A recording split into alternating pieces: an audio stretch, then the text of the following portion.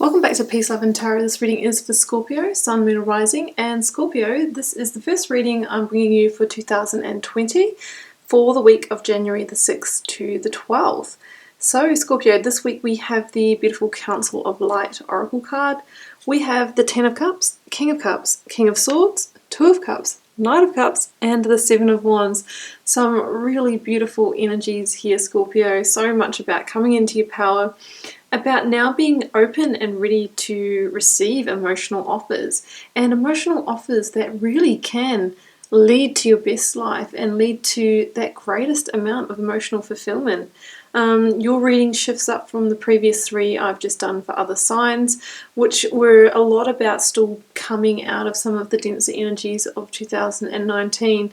I don't see that in this particular reading. I see, that most of you have made that transition.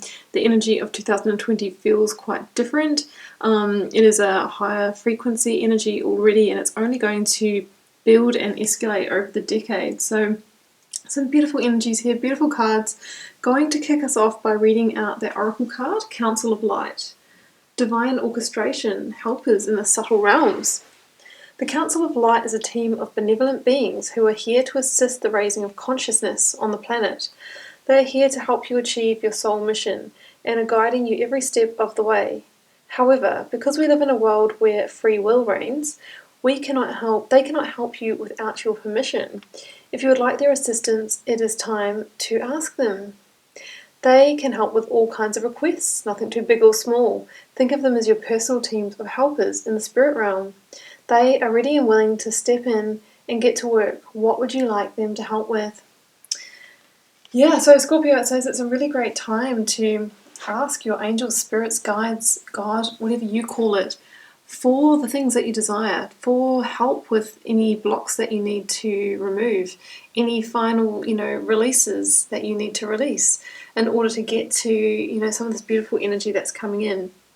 There's also that element here of divine orchestration. So it's sort of the sense that the universe is stepping in and saying, you know what, maybe it is time for you to connect with a soulmate, whether that's in business or in love. Yet it's your time. It's your time to be happy, to be joyful, to move into a higher frequency way of being and living. So beautiful energy.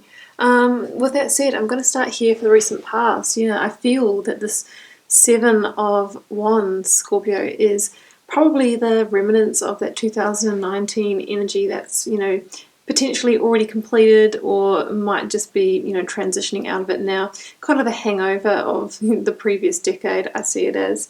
That Seven of Wands can be those last things that you need to complete, those last challenges that you've needed to persist with. Maybe the challenges that have kind of kept coming back and you haven't quite been able to knock them down yet, whether that's completing a relationship, ending a toxic friendship, sorting out some kind of personal affairs. That's the kind of energy I see in the Seven of Wands. And it can be your own, inner struggles, inner demons, and inner battles as well. Some of you might have made a New Year's resolution to be healthier, be happier, be kinder to yourself and others, to control, aspects of yourself that may have been more, controlling you in the previous year. It's in the past position, so I feel some of you may have already moved out of this, but just, keep in mind that resilience is the key. The person in this card is a warrior. They have, the warrior spirit, the energy to overcome any struggles that you might still be experiencing. But Scorpio, we see you in this reading, grounded, in control, in your power. I'm going to pair that with the King of Swords because, I feel this is the way that you're kicking off the new year, really in the seat of power, in King energy. And King energy is mature, grounded, dominant, knows when to be an authoritarian, knows when to draw boundaries, knows when to say no. So King of Cups for me signifies you, and I really feel that you are turning over a new leaf and you're now in your control center. Now the King of Cups is somebody who can stay grounded and stable and calm and compassionate, even, when the emotional waters of life all around him. You know, he can sit right in tumultuous situations and stay clear, stay calm, stay composed, but also be compassionate and empathetic and tune into the situation as he needs to. So I feel that some of you might be feeling like this at the moment. You might feel that you have gained personal, security and stability in your internal realm after maybe at the end of last year not having as much, because I know many people were feeling that at the end of 2019. And it's from that place, when you're feeling emotionally in control, that you can then, start to see the way forward in your life. Because the King of Swords is a strong visionary energy. And it's also a transformative energy. So using that sword of power, of victory, he can cut himself free. He, she, it's interchangeable here, guys. Can cut himself free from the last remaining energies that may not be serving you. And it's through that, it's through releasing the last remnants of what's not serving you that you truly become more powerful. So the King of Swords is quite large in scale compared to the trees and the clouds, because he is powerful. He is transforming his reality by making clear decisions, by seeing truths, by, not being swayed or, swept away with anything. So this is really, really strong, powerful energy here, Scorpio. I really love that. Because remember, it is, it's divine timing here as well. And it's time for you to get in a position where you are able to receive. And, the promises are great. We have the Knight of Swords and we have the Two of Cups. Now, no doubt about this, guys, that for some of you, there is new love opportunities on the horizon.